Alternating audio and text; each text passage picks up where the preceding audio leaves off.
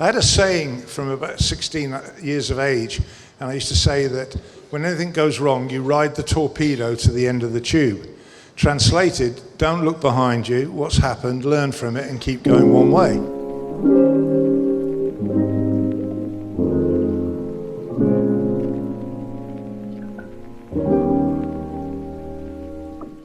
You were a footballer as well as a cricketer, if I remember very early on. What persuaded you to move into the world of cricket then?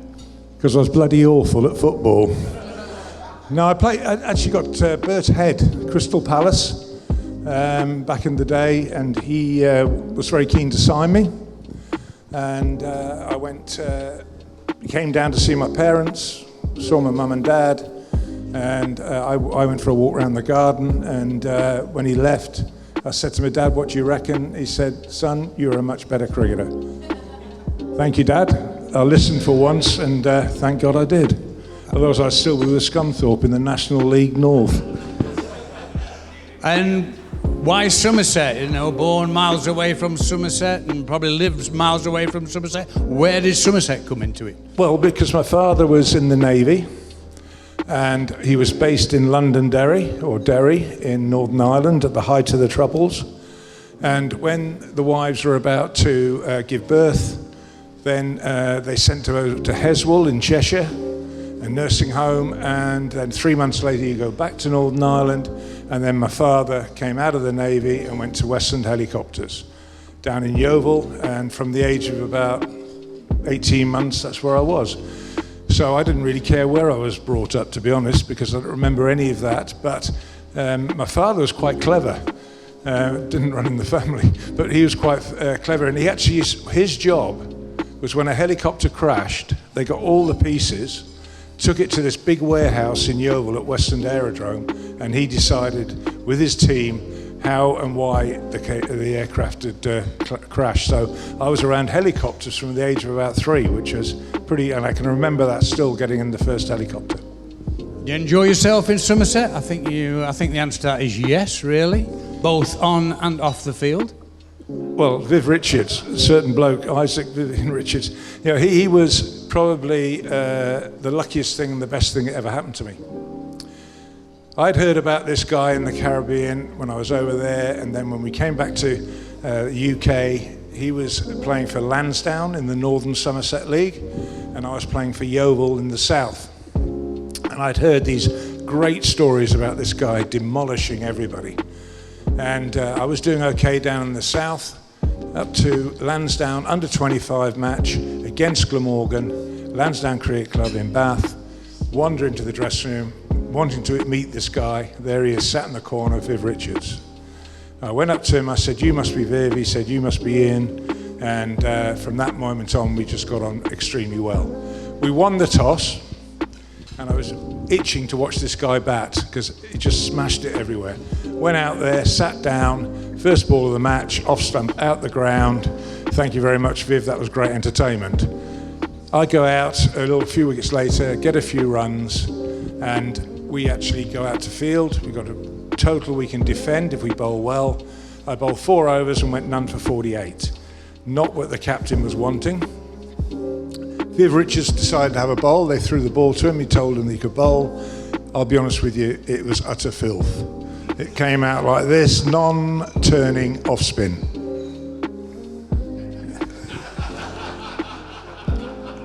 And he got 6 for 30. And we walked off and got into the dressing room, and he came up to me and he goes, "Beefy man," he said, "Listen, you get the runs and I'll take the wickets." It didn't quite work out that, but that was the start of a great friendship. He's godfather to my son. I shared his house for 10 years with Viv until the wives put a stop to it. But Somerset hadn't won anything for 104 years when we joined up, and that team came together. Joel Garner joined us, Hallam Mosley, Martin Crowe, Sunil Gavaskar. We churned over a lot of really good players, and we won a lot of competitions. So, yeah, those were the great days, fantastic days, and ones I'll always remember. Yeah, you played with some great players, and you played against some great players. And a gentleman on my table here said, "Would you mind asking Ian this question to see how we go about it? What were your memories about playing against Geoffrey Boycott? Seeing as he came speaking here last year, didn't he? But what do you think about Geoffrey Boycott as a player? Did you bowl at him? I suppose you did. Yes, I got him out a few times just to please the crowd so they could start enjoying the cricket. But no, Geoffrey's been actually great, with the stuff we've been doing for the foundation. He's given up a lot of time, doesn't want a penny for expenses, which did shock me. But no, he's been brilliant, and I got a lot of time for Geoffrey. But yeah, he's different.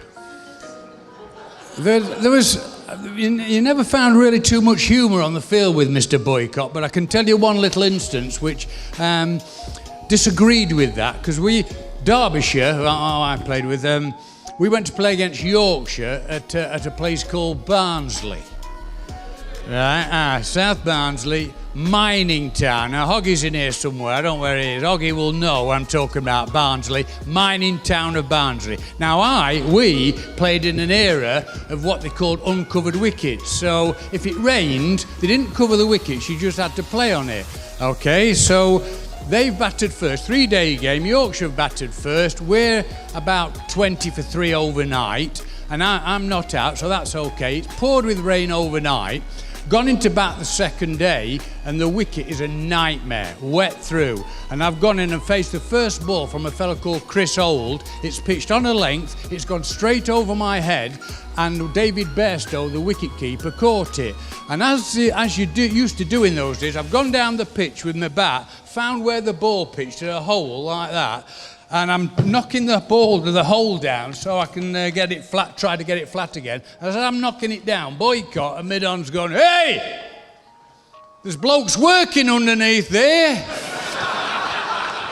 Humour from Geoffrey Boycott, can you believe it? Anyway, so you had a bit of time with Somerset, and from Somerset you moved on to England.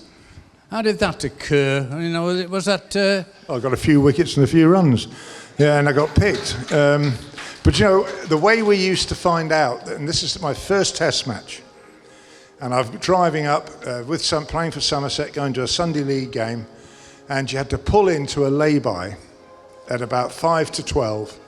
And in those days, the cars didn't have radios in. That shows you how old I am. But you had the portable one down here, so you turned it on to whatever the radio station was. And at the stroke of 12, and the team to play Australia in the third test at Trent Bridge is, and you listen, and your name comes up. Wow, I'm in. I'm playing. But could you imagine that happening now? You're having to pull into a lay-by and wait to see if you're playing for England. Anyway, that was the start of it. First test at Trent Bridge. The Queen came, so that made it, met the Queen on my first test match. And that was where Dennis Lilly actually was in the line with the Australians, and she went down, shaking the hands, and got to Dennis, and he pulled out from behind his, "Ma'am, can you sign this, please?" And she said, well, no, not at the moment. Anyway, 6 weeks later, when he got back to Perth at the end of the series, there was an envelope waiting for him. And he opened it up, and there was a picture of the Queen signed for Dennis Lilly. And he's still got it now on his mantelpiece in Perth. All right, true. So you played a bit of cricket for England over the years, and then you were made captain. Do you remember that incident? Do you remember that? Yeah, I do, actually, unfortunately. But actually, we didn't do that badly, because we lost 1-0 at home and 2-0 away, which against that side, the best side I've ever seen, and I think, in my opinion, the best side that's ever played international cricket. And we're talking about the West Indies, are we? Yeah, in the Caribbean. So here's a clue, Caribbean. Anyway, you go there and you come back, and I actually remind Gower and Gatting every time I see him, it was 1-0, 2-0, not 5-0, 5-0, 5-0. And they were amazing. And we came out, I reckon that was a moral victory, to be honest, Dusty. Well played. Well, yeah. I can tell you another little story about... you were vice-captain, weren't you? Vice-captain, 1980. Well, I wasn't originally. In 1981, he's captain. We go out to the West Indies. Bob Willis, God bless him, gets injured, has to fly home. They make me vice-captain of the England side. Botham's captain, Miller's vice-captain.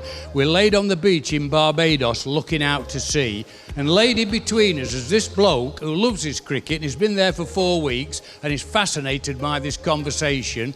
And his name is Mick Jagger. So you've got Miller, Mick Jagger, Botham looking out to sea in Barbados. This fella is walking up and down the shallow part of the sea and he's got the Rolling Stones t-shirt on, the lips and the tongue. And he keeps looking up at us and I thought, I know what he's looking at. Eventually, he comes up to Ian and he's gone, Ian, my name's Dave, I'm from Doncaster. He said, I'm a cricket fanatic, I love me cricket, it'd be a great honour and a privilege, would you sign me shirt for me, please? So, we've pulled his shirt tight, and he's signing it, Ian Botham, right? And eventually, when he's finished it, he's come round to me, he's gone, Jeff, would you sign me shirt for me, please? So as I'm signing it, he said to him, do you want his autograph? And this bloke, Dave's gone to Mick Jagger, do you play cricket? And Jagger's gone, no. He said, well, it's all right then, I'm not bothered. Hey, more famous than Mick Jagger, don't you worry, he is, but I bloody was on that occasion. Anyway, so that's another little story about it. So captaincy. Yep. Would you like to, because I know this story, would you like to tell the ladies and gentlemen how you, did you relinquish the captaincy or was it relinquished on your behalf? A bit of both. Right. I actually got a pair at Lord's, my only pair in cricket. And when I walked off the ground against the Australians at Lord's, I got to the bottom of the stairs there where you go up and the members were all doing their shoelaces up. They were looking down, reading the newspaper, or up here looking at the seagulls. Ignored me totally. Stony silence. Went up the steps, into the long room, stony silence. Up the stairs, into the dressing room, get up there, take the pads off. A couple of the boys said, oh, bad luck, just ignored that, take the pads off, sat down. And I thought, do I really need this?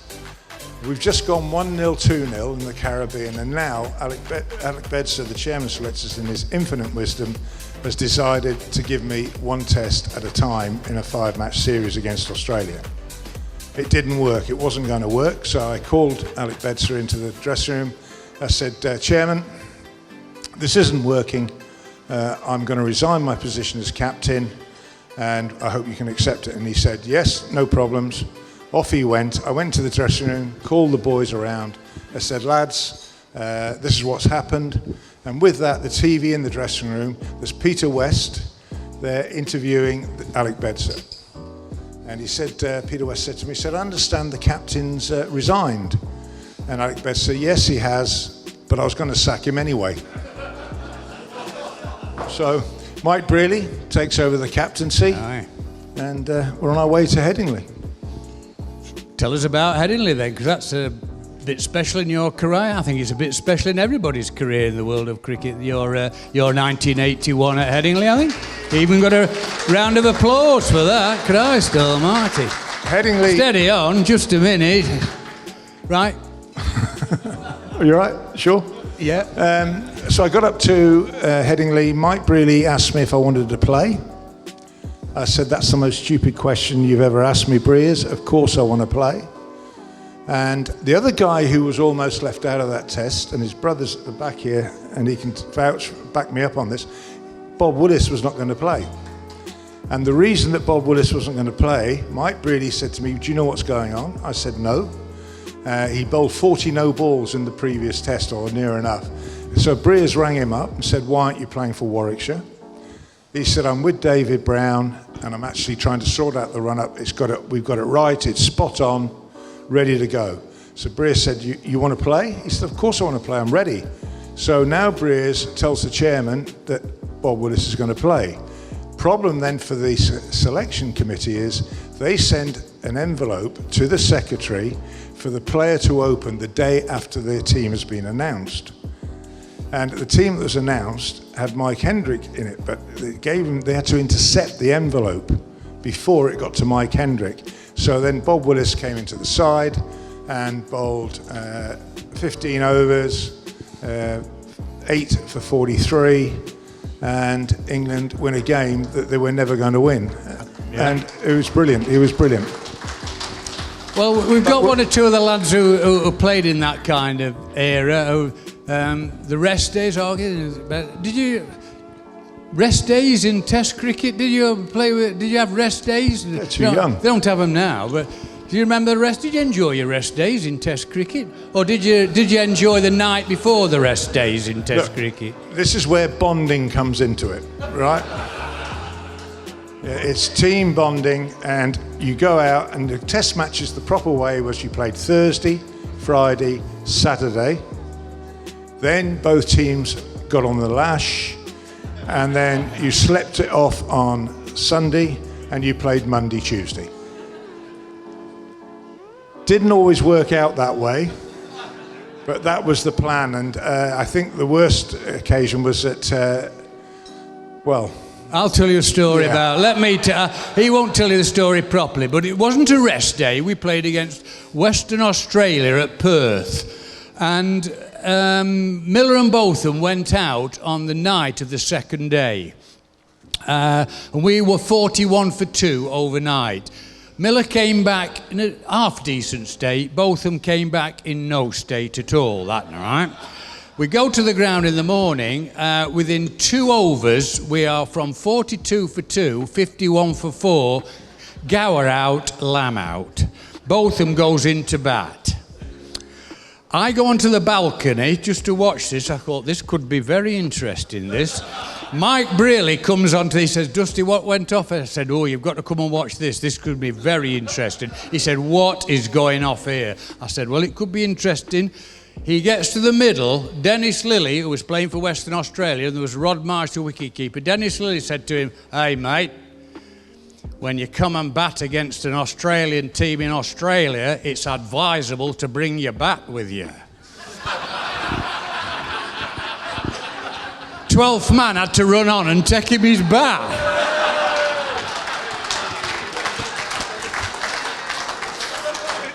And he got 70.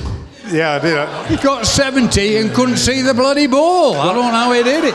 Well, I didn't see the first 3 because I had 3 balls to face against Dennis Lilly, and the problem I had was he was right long run up, and I couldn't see him. Well, I could see something, but I couldn't really focus. And he started to move in, and he had this medallion he used to wear, and it's swinging around. And I focused on that, and I thought, concentrate, hiccup, concentrate. And the first ball, he bowled it, and I got to about here, and I could hear it hit Rod Marsh's gloves 40 yards behind me. And Dennis Lilly ends up where you sat there now, gentlemen, right?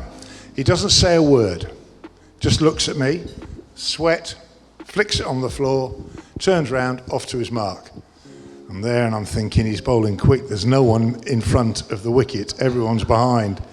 So I take guard, I'm looking, I'm waiting for that medallion to come in again.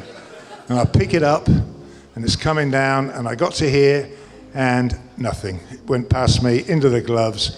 Whew, didn't see that one. He ends up down there.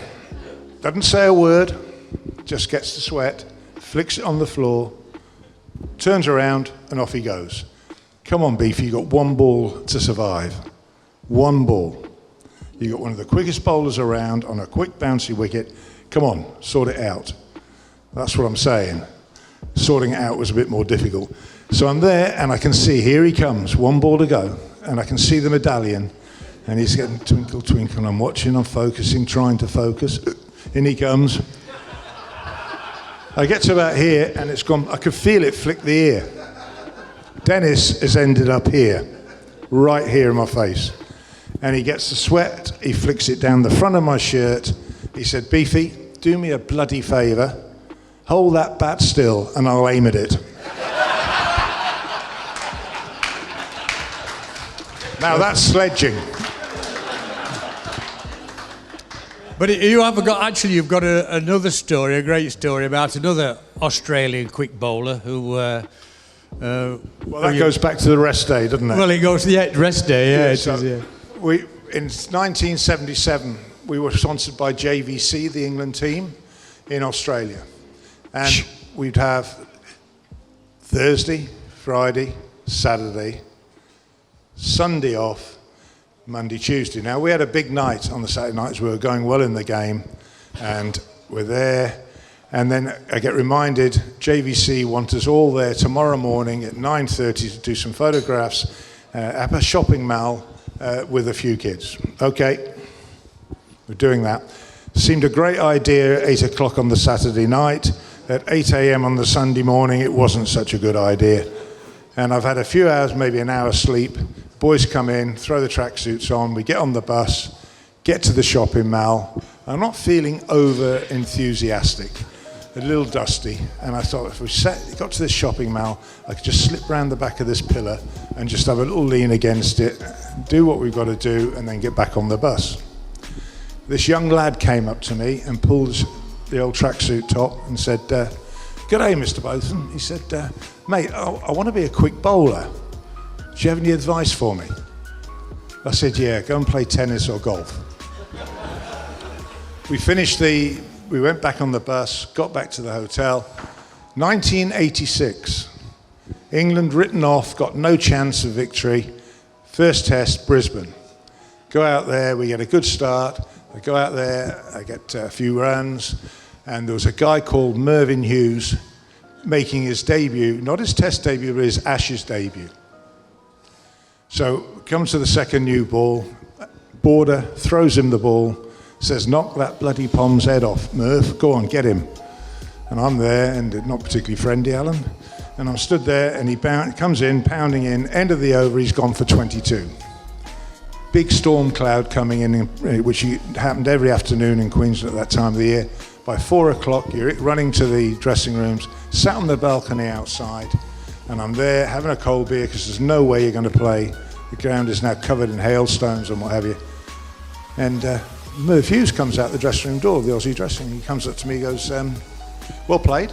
I said, "Well, thanks, Merv." I said, "Congratulations on your first Ashes test." He said, "We've met before." "No, where?" He said, "Well, I went to a shopping mall with my dad in 1977. And you were there, and I went up to you, and I said, pulled you on the sleeve and said, 'G'day, Mr. Botham, I want to be a quick bowler.' He said, 'Well, here I am.' I said, 'What do you think?' I looked at him, I said, 'I was bloody right, Merv, wasn't I?' But when I retired at Durham, retired from the game, it was fittingly against the Australians, I left the field about 20 minutes before the end to go and do the press on my retirement, and then I saw Merv running off. And he went to the dressing room, he got a A4 paper and wrote 5 sheets reciting that exact story. And he said, "Please put it in your brochure or whatever." So I did, and I'll tell you what, that's a pretty big thing to own up to, isn't it? Absolutely, yeah. Right. I don't think we can have this conversation and talk about the difference between our game when we played it and the modern game. It's changed a little bit. You might have people who understand the game of cricket who prefer, just a matter of interest, if you've got the chance to watch a test match or a one-day international, who would prefer to watch a test match? One-dayers? Oh, we've got the audience here. We've got the audience here. Neither? Right, mate, what about the modern game? What do you think to the modern game? Because you're very much involved up at Durham these days. What do you think to the modern game of cricket? The modern game, I think, is great. I think it's great. I think the modern game was much needed. Test cricket needed an injection. Geoffrey retired, that helped. But when you look at it and you think about it, one day cricket came along, wham bam, thank you very much, ma'am, and it's now become the slogathon. It's just boring for me. And Test cricket, you go out there and the players now, Brendan McCullum and Ben Stokes, 2 guys, very positive, decide we're going to play attacking cricket. And consequently, what do? They smash 700 in a day. which no one's ever done before, not in Test cricket. And we win games, suddenly there's bums on seats. All games in England now are sold out, 5 days, and in India they're filling up, Australia's always filled up. The thing is though, if the boys hadn't have done that, Test cricket as we know and love would die and disappear. And that can't happen. We mustn't let it, because anyone here tell me who scored the most runs in the IPL last year? No idea. No idea. But who won the Ashes? Or who retained the Ashes? You can remember Test cricket. Test cricket is what it's called, Test cricket. It tests every faculty. And it's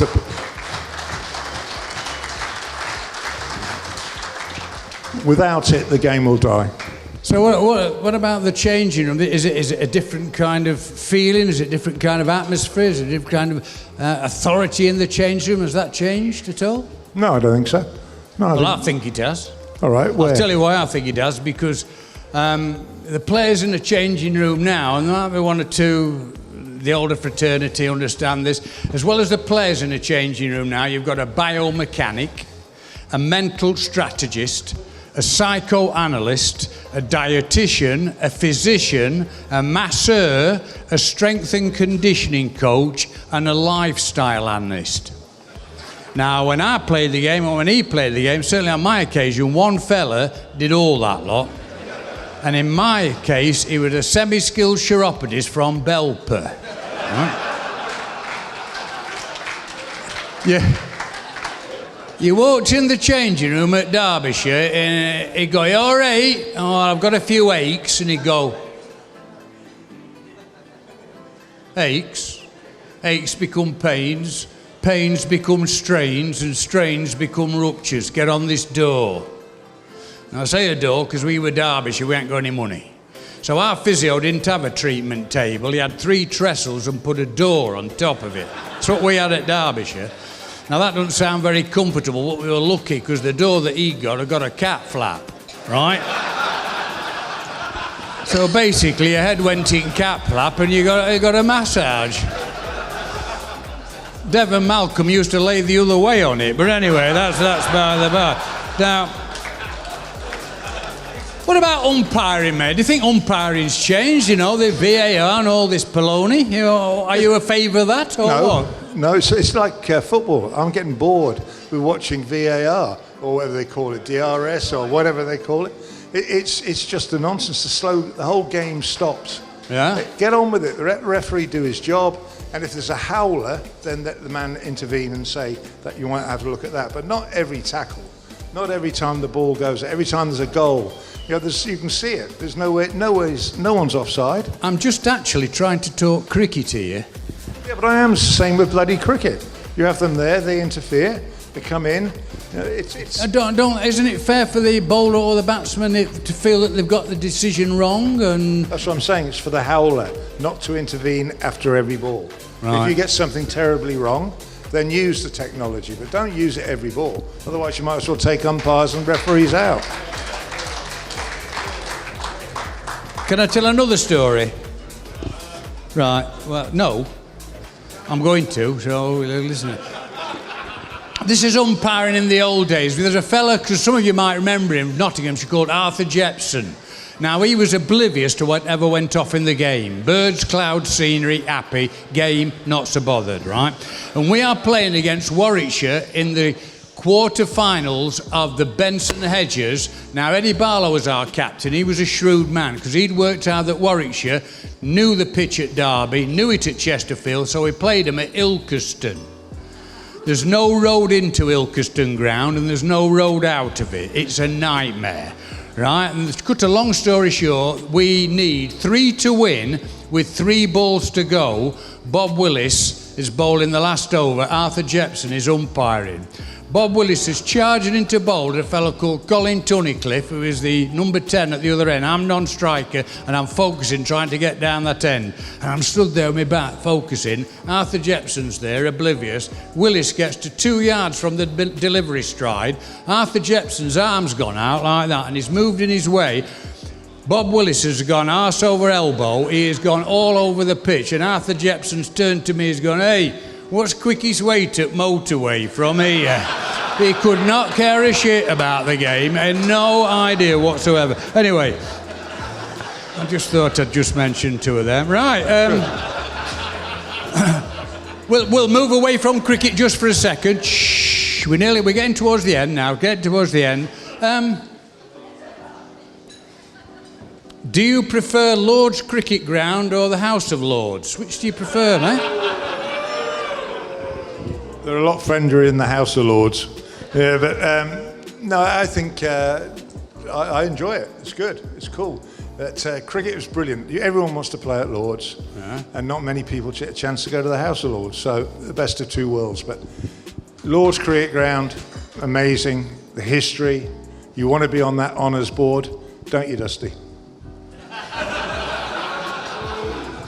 I think it's a bit late for me now, youth, on that one. Yeah, about 40 years. Do you know, though, if you look at that honours board, Sachin Tendulkar didn't make it.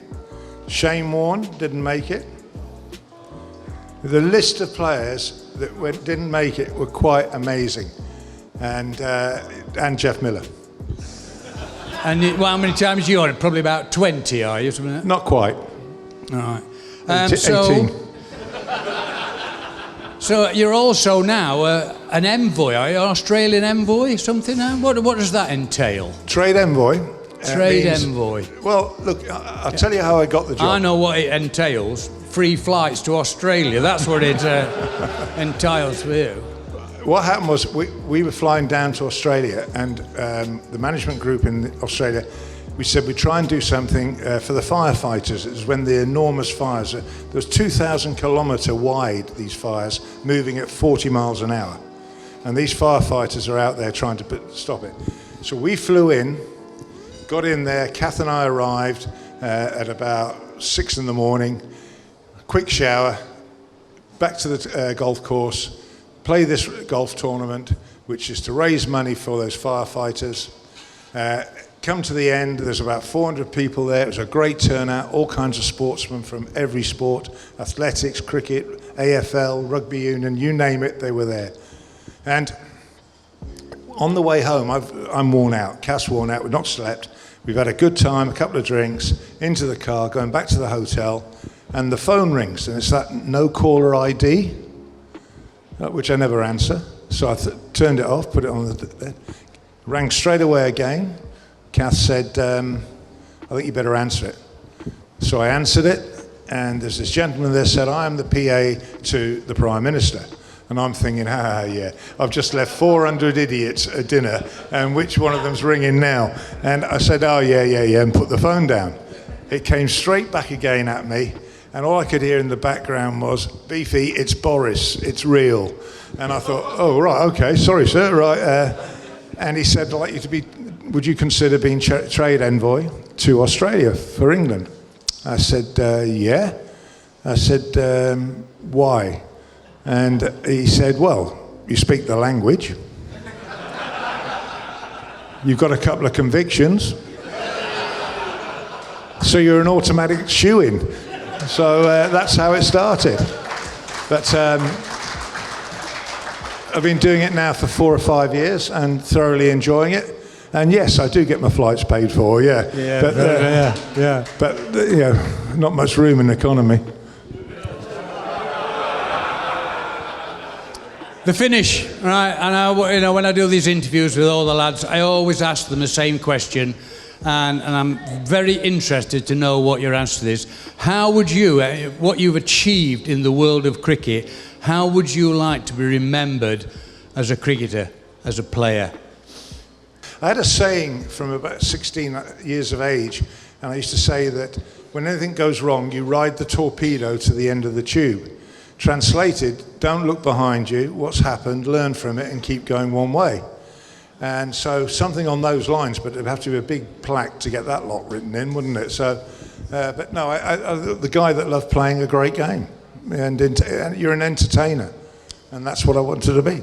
Absolutely. Do you know, I was just going to say that, we're going to finish with that. This fella, he played the game, played it at a very, very high standard, but being in the changing room, I knew that one of his priorities was entertaining the public, to make sure people who've paid their money to watch the game of cricket were entertained and enjoyed what they were watching. And let me tell you, they bloody entertained, and they did enjoy watching this fella play, I can assure you that. Ladies, gentlemen, we've done such a lot. It's been a cracking night, and this fella is very special.